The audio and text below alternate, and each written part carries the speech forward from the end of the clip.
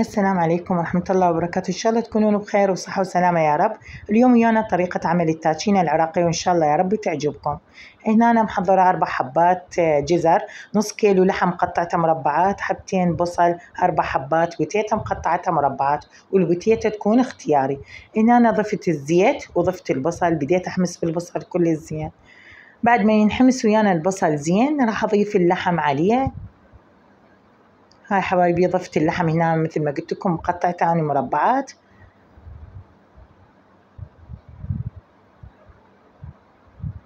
هاي ضفت بهارات، هاي طبعا بهارات ما مطحونة عندي، وهاي بهارات كاري ضفت، وضفت فلفل أسود وشوية برياني وكركم.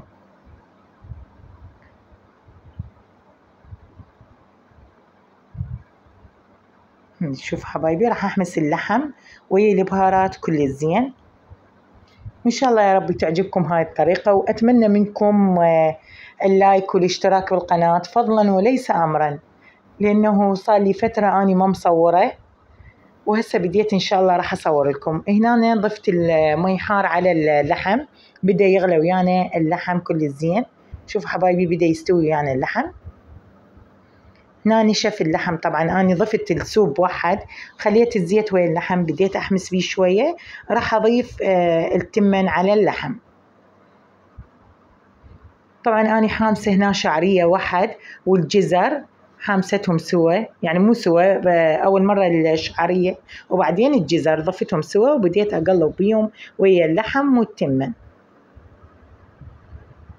هاي حبايبي شوفوا شلون. وهنا أنا عندي السوب اللي بقى من اللحم، هاي ضفته حبايبي على التمن. إن شاء الله يا رب تعجبكم هاي الطريقة. هاي ضفت خاشوقة ملح وشوية برياني وشوية دارسين هم راح أضيف عليه. بعد ما يهدر التمن أضيف الدارسين. هاي شوف حبايبي ضفت الدارسين. والبوتيتا طبعا اختياري، هي التاتشينة طبعا يخلون إياها بس جزر ولحم. أنا عجبتني البوتيتا والشعرية، ضفت عليها البوتيتا هنا قليتها، ضفت عليها على التمن. وهاي كملت ويانا. إن شاء الله يا رب تعجبكم هاي الطريقة. أتمنى لايك واشتراك فضلا وليس أمرا حبايبي.